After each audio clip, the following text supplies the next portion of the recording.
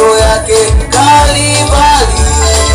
Tumewekwa huru, tumewekwa huru, tumewekwa huru na kuonewa kwa kifo chake msalabani, kwa mateso yake Kalvari.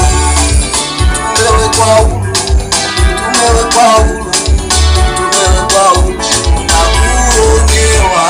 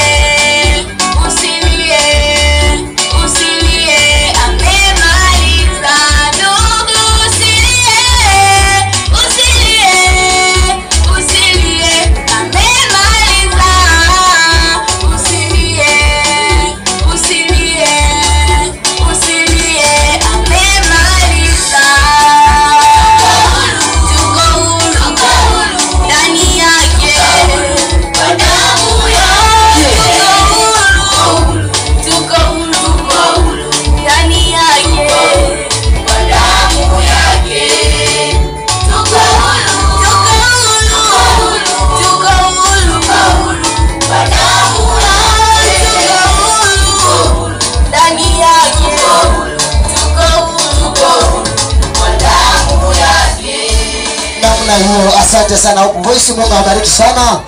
Sasa wakati tutasikia maneno ya Mungu kwa dakika chache baada